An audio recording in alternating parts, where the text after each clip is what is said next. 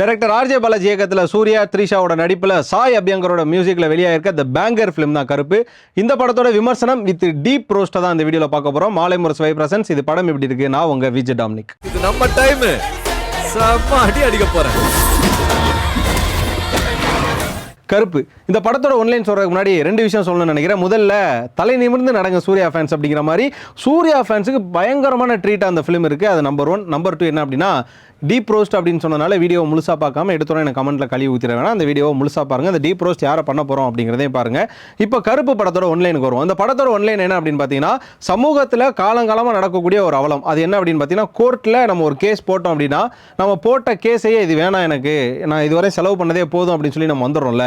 அதே மாதிரியான ஒரு விஷயம் கோர்ட்டில் இருக்கக்கூடிய, அதுவும் சொல்ல போனால் மிடில் கிளாஸ் பீப்புளுக்கு நடக்கக்கூடிய அவலங்கள். இங்கே பணமும் பதவியும் பவரும் இருந்துச்சுன்னா அவங்களுக்கு கோர்ட்டில் என்ன மாதிரியான நீதிகள் கிடைக்குது, எவ்வளோ குயிக்காக நீதிகள் கிடைக்குது. அதே ஒரு ஏழையாவோ இல்லைனா ஏமாளியாவோ இருந்தால் அவங்களுக்கு அந்த நீதி எப்படி மறுக்கப்படுது அப்படிங்கிற ஒரு விஷயம் இருக்குல்ல. அந்த மறுக்கப்படுற அவலத்தை கடவுளாக இருக்கக்கூடிய கருப்பு மனித உருவத்தில் வந்து தட்டி கேட்டால் எப்படி இருக்கும்? ஸோ கடவுள் கமிங் டு த ரியாலிட்டி, அதாவது இந்த நிகழ்கால உலகத்துக்கு கடவுள் வந்து இப்படியெல்லாம் மனிதர்கள் இருக்காங்கன்னு சொல்லி பார்த்து அவங்கள வந்து தண்டனை கொடுத்தா எப்படி இருக்குன்னு சொல்லக்கூடிய ஒரு ஃபேண்டசி கலந்த கமர்ஷியல் பேங்கர் ஃபிலிம் தான் இந்த கருப்பு. அதுதான் அந்த படத்தோட ஒன்லைன்.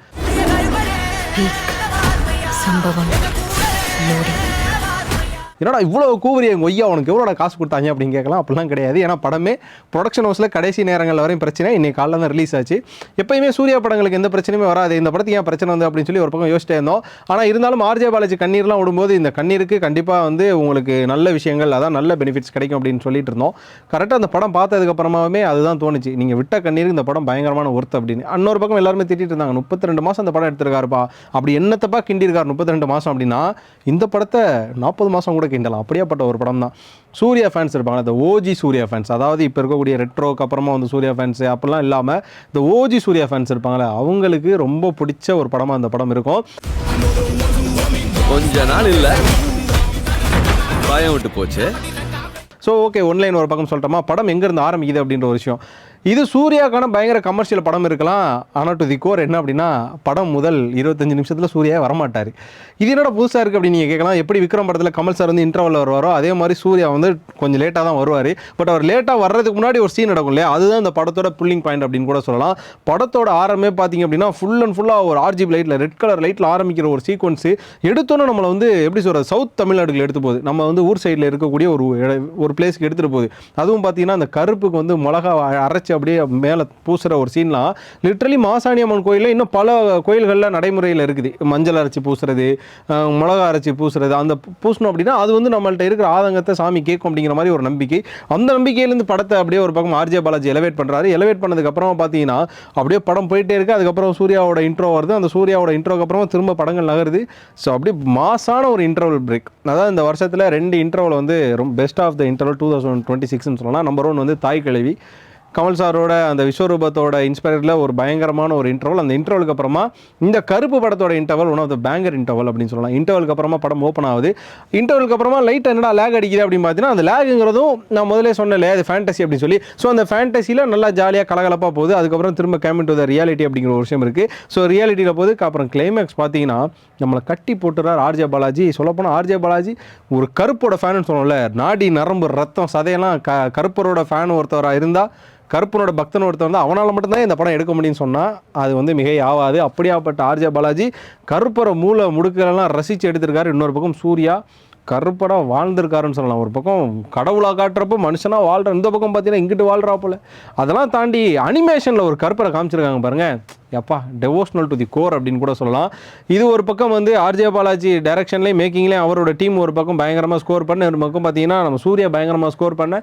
த்ரிஷா அவங்களுக்கான நடிப்புங்கிறது ரொம்ப ஓவர் ஹைப்டாகவும் ஓவர் சீனாகவும் போகாது. காமெடி வரக்கூடிய இடங்களில் காமெடி டைலாக்ஸாகவும், அதே நேரம் எங்கெங்கெல்லாம் சென்சிட்டிவ் வேணுமோ அங்கே சென்சிட்டிவாகவும் யூஸ் பண்ணியிருக்காங்க.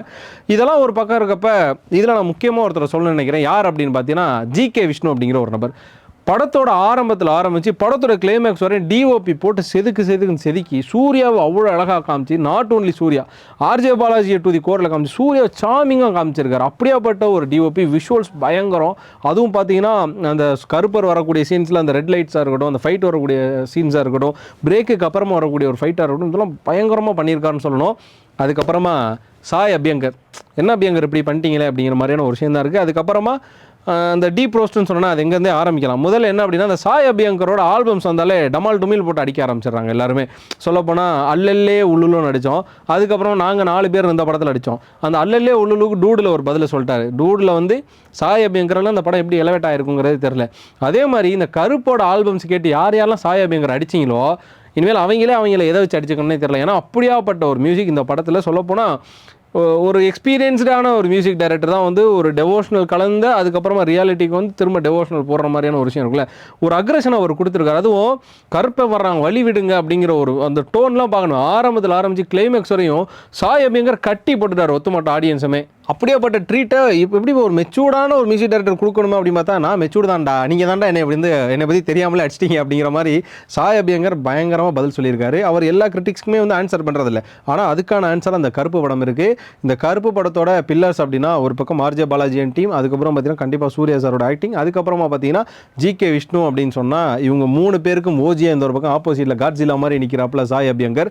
பயங்கரமான பேங்கர் மியூசிக்னு சொல்லலாம். அதுக்கப்புறமா இந்த படத்தில் இருக்கக்கூடிய கேஸ்ட் அண்ட் க்ரூ, அதுக்கப்புறமா இதில் இருக்கக்கூடிய அந்த ஆர்ட் டைரக்டர்னு சொல்லி இவங்களோட வேலைப்பாடுகள் எல்லாமே மிக அருமையாக இருந்தது. இதில் இருக்கக்கூடிய டைலாக்ஸ் எங்கெங்கே யார் எப்படியெல்லாம் குத்த முடியுமோ அப்படியே அரசியல் ரீதியாக குத்திருக்காரு. ஆர்ஜே பாலாஜியோட ஆஸ்தானம் ரைட்டிங் அப்படிங்கிறது நம்ம எல்லாருக்குமே தெரியும். உதாரணத்துக்கு பாட்டிலுக்கு 10 ரூபா அப்படிங்கிறதா இருக்கணும், அதுக்கப்புறமா பெரிய பாரதி ராஜா விலகுடா அப்படிங்கிற மாதிரி காமெடி கலந்து சர்காஸ்டிக்காக இந்த சோஷியலுக்கு என்னென்ன மெசேஜ்லாம் சொல்லணுமோ அது ஆர்ஜே பாலாஜி சூப்பராக சொல்லியிருக்காரு. ஓவராலாக கருப்பு படம் பயங்கரமான ஒரு படம். ஓஜி சூர்யா ஃபேன்ஸுக்கு கொண்டாடுங்கப்பா, இனிமேல் உங்கள் காட்டில் மழை தான் அப்படிங்கிற மாதிரியான ஒரு படம். ஆர்ஜே பாலாஜி விட்ட கண்ணீருக்கு ரொம்ப பதிலளிக்கக்கூடிய ஒரு படம். இந்த படத்துக்கு எதுக்கிட்ட அவ்வளோ பிரச்சனை அப்படிங்கிற மாதிரி இருந்தது, ஆனால் பிரச்சனை மூலமாக தான் அந்த படம் வெளியில் நிறைய பேருக்கு தெரிஞ்சது. ஸோ கருப்பு படம் கண்டிப்பாக இந்த வாரம் சக்ஸஸ்ஃபுல்லாக இருக்கக்கூடிய படங்களில் ஒன்று. அதுவும் 2026 ஃபர்ஸ்ட் ஹாஃபில் சக்ஸஸ்ஃபுல் ஃபிலிம்ஸ்னு பார்த்தீங்கன்னா அது கண்டிப்பாக கருப்பு இருக்கும். அந்த டீப் ரோஸ்ட் அப்படிங்கிறது யாருக்கு அப்படின்னு பார்த்தீங்கன்னா சூர்யாவுக்கு இந்த கதை தேவையா, சூர்யாவுக்கு வந்து படம் எதுவுமே தேட்டரில் ஹிட் ஆகலை, சாய் இவங்கர் வந்து என்ன நினச்சிக்கினார், அவர் வந்து இஷ்டத்து மியூசிக் போடுறாரு, அதுக்கப்புறம் ஆர்ஜே பாலாஜி வந்து அப்படி என்னத்தை கிண்டி வச்சிருக்காரு, தேவையில்லாமல் வந்து சூர்யா வச்சு சம்பவம் பண்ண போகிறாரு, த்ரிஷாவை எதுக்கு உள்ளே போகிறாங்கன்னு சொல்லி இப்படியா பேசின பல கருத்துக்களுக்கு தட்டார் முட்டார்னு சொல்லி செருப்படி கொடுத்துருக்குது இந்த டீம். இது மட்டும் இல்லாமல் இனிமேல் ஓப்பனாக எதுவுமே தெரியாமல் நீங்கள் டக்குன்னு பிளாஸ்ட் பண்ணாதீங்க அப்படிங்கிறதுக்காக அவங்கள டீப் ரோஸ்ட் பண்ண மாதிரி ஆடியன்ஸ், அதாவது அவங்களை யாரெல்லாம் ஹேட்டராக பேசினாங்களோ அவங்களுக்கு டீப் ரோஸ்ட்டாகவே இந்த படம் இருக்குது அப்படின்னு சொல்லலாம். ஓவராலாக கருப்பு படம் உங்களுக்கு எப்படி இருந்தது? நான் சொன்ன மாதிரி யாரெல்லாம் வந்து கருப்பை பார்த்து கூஸ் பம்ப்ஸ் ஆனீங்க அப்படிங்கிற ஒரு விஷயம் இருக்குது. ஊர் சைடில் அந்த படம் பார்க்குறோம்னா கண்டிப்பாக நிறைய பேர் கருப்பு சாமி வந்து டான்ஸ் ஆடி தேட்டரை கிளிக்கிறதுக்கான வாய்ப்புகள் கூட இருக்குது. இது மட்டும் இல்லாமல் மிக 2 முக்கியமான விஷயத்தை சொல்லி முடிக்க நினைக்கிறேன். ஒன்று, சூர்யா சாரோட ஃபேன்ஸுக்கு இனிமேல் வந்து ஆர்ஜே பாலாஜி தான் கருப்புசாமி. 2வது, இனிமேல் ஊர் சைடில் எந்த கருப்பர் கோயிலை பார்த்தாலும் நமக்கு இனிமேல் சூர்யாவோட ஞாபகம் தான் வரும். அப்புறமா சொல்ல மறந்துட்டேன், உள்ள ஆர்ஜே பாலாஜியோட சினிமேட்டிக் யூனிவர்ஸ் வேறு இருக்குது, சிங்கம் 2 உள்ள கொண்டாந்துருக்காரு.